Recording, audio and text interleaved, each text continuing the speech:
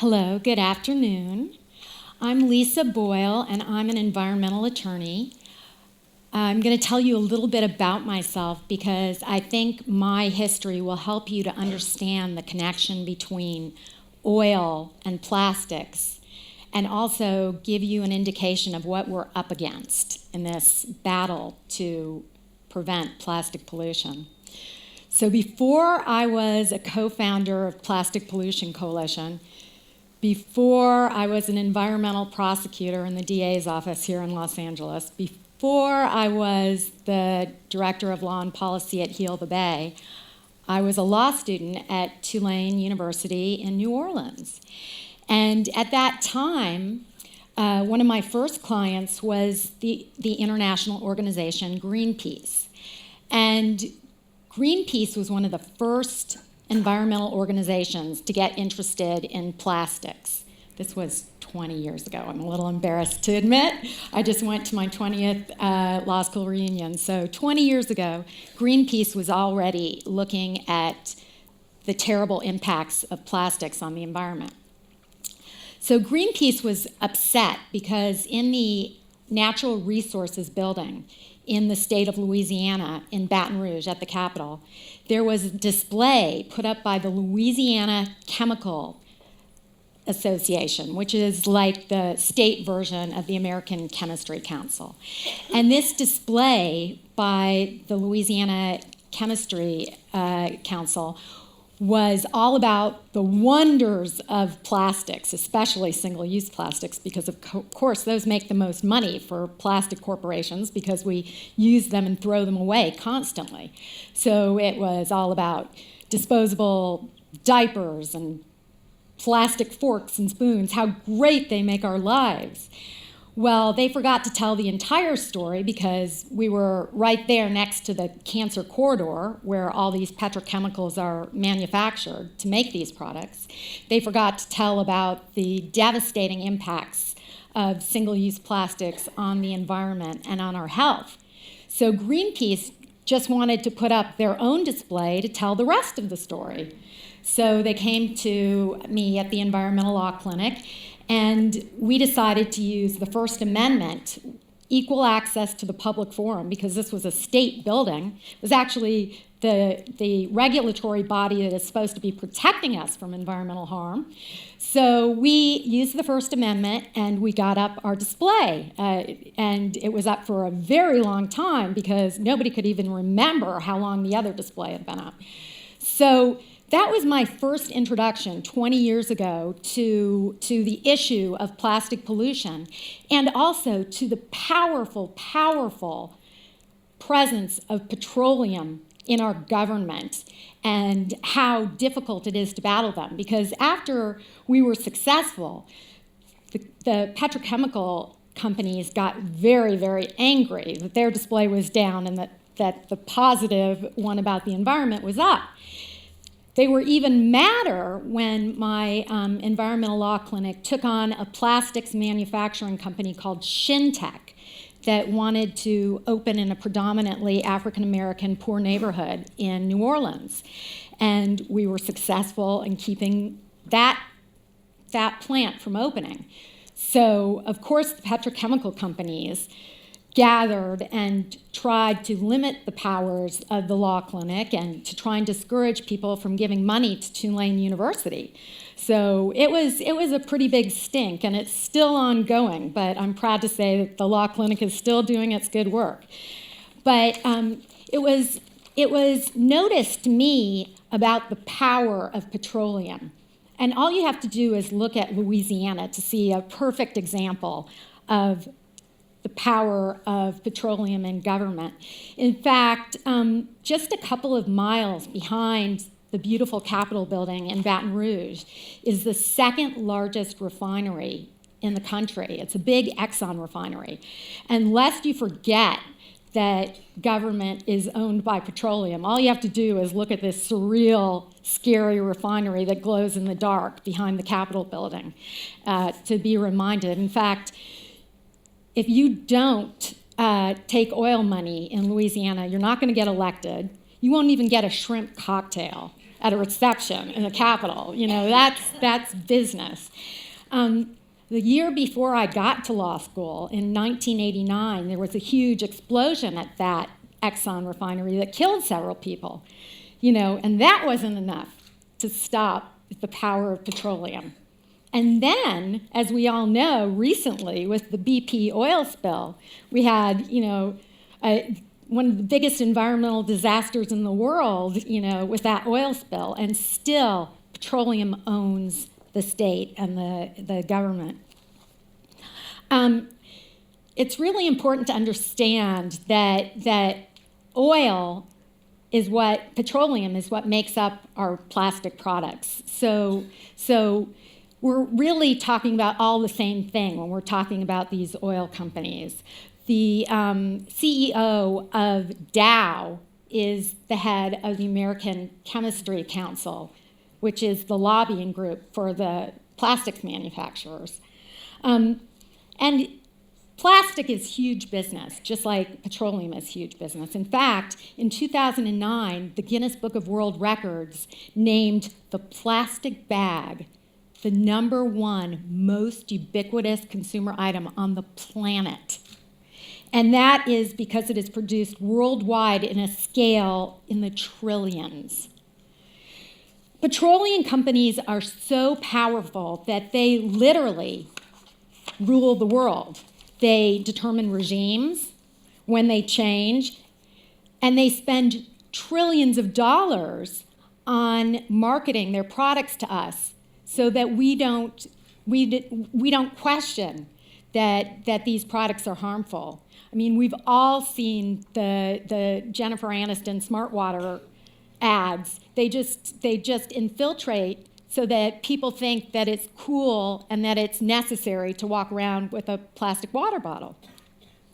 Well, in a great book called Crude World, The Violent Twilight of Oil, Peter Moss recently concluded an 8-year journey around the world to see what the real cost of petroleum production is. And here in America, we are the #1 consumer. Well, at least it was reusable.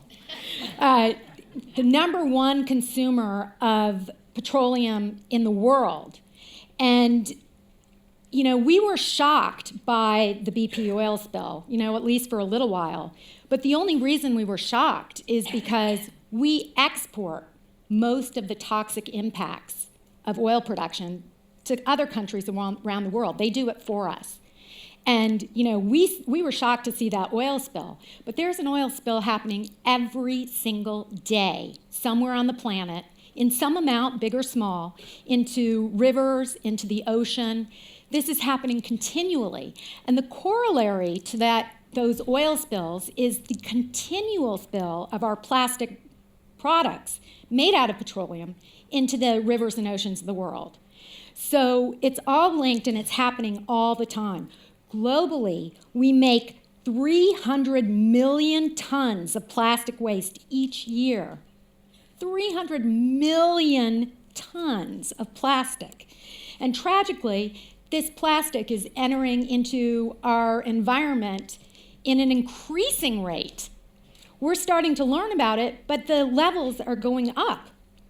There is actually no part of the globe, no matter how remote, that isn't impacted by plastic pollution, because we're all connected by the oceans and the currents that used to move, coconut fronds or whatever. Now they're moving plastic. Fresh Kill's landfill was once believed to be the largest landfill on the planet. You could see it from space. It was reopened for a little bit to let in waste from 9/11. It's just massive in New York. But now we know that is not the biggest landfill, that the biggest dumps on the planet are our oceans. So something that hasn't been mentioned today that I want to talk to you about are the raw material that makes plastic are these tiny little pellets that kind of look like polenta. And they go by the sophisticated name of nurdles. And nurdles are the little pellets, pre-production plastic, that's melted into all the different things that we use that are plastic. Well, these little pellets, they don't escape in the same way that other plastic, like our bottles and bags, escape. They escape from the factories in bad production methods and in transport to other places that use them for production. Well, these little pellets have become like sand across beaches, and they can be found in amazing quantities in such remote places as Tonga and Fiji, far from where they're made. So it's really horrible. Now, if you're starting to feel hopeless at this point, we've had so much positive talk too. I want you to remember that when I started in the DA's office, I was working on CFC issues, and we don't have CFCs now. So this is really exciting. We banned something, and the ozone hole is closing. And then think about smoking. I mean, I remember when I was a kid, there was smoking everywhere. And now, even though the tobacco lobby is just as powerful as the petroleum lobby, we've managed to ban smoking in many places. So there is hope. And I want to talk to you about some of the solutions that have worked around the planet. First of all, way back in 1977, we started with the UN coming up with international agreements to try and reduce plastic pollution.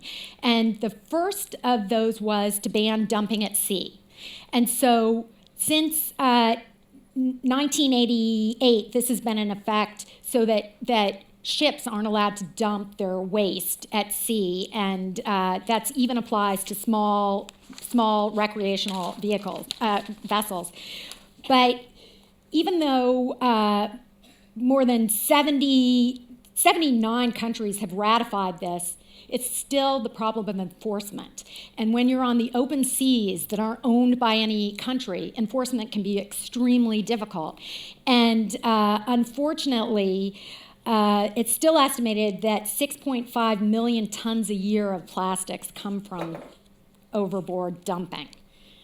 And that's only 20% of the entire plastics come from ship dumping. So the majority of the plastics come from land, 80%. So although we have this international doctrine, it's enforcement. We have to always think about enforcement. Now, getting to the land, the problem coming from land, where the majority of plastics come from, that comes to national laws, not international laws. And these laws can be very powerful, and I want to talk to you about some of them. Individual countries have enforced degradability standards, encouraged recycling, banned chemicals, banned single-use products, and required pollution controls. And some brilliant scientists, Ray and Grassley, in 1991, stressed in a paper that no effort to conserve biological diversity is realistic outside the economics and public policies that drive the modern world. So financial incentives may be necessary. And a perfect example of this is in 2002, the Republic of Ireland passed a 15-cent tax on plastic bags. Immediately, there was a 90% reduction in plastic bag use from that 15 cent. People thought, hey, if it's going to cost me something, I'll bring my own bag. America as a nation is so far behind, unfortunately, on the curve on this, the plastic bag pollution. In fact, 40 jurisdictions worldwide have already banned or imposed fees on single-use plastic bags. For example, Bangladesh, Belgium, China, Denmark, Germany, Hong Kong, Ireland, Kenya, Mexico City, Netherlands, New Delhi, India, South Africa, Taiwan have all imposed fees, taxes, or bans on plastic bags. And this is just amazing. And the population that has done this represents 25% of the population of the globe. So we just need to join them. It has been done. California has been a great environmental leader in so many ways, and we just totally kicked Petroleum's butt on recently when they tried to take away our climate change regulations. And we have made some advances on plastic pollution here in California too. In fact, we discovered, thanks to Charles Moore and his foundation, Algalita, an answer to that nurdle problem. And we we got legislation. What Charlie Moore's foundation did is they went out and they studied the manufacturing plants that weren't letting these nurdles escape. They came up with the best management practices and turned it into law. So now all the companies have to do those practices. We're also using the Clean Water Act here. We have what's called total maximum daily load restrictions, saying that zero trash is allowed to get into our LA River.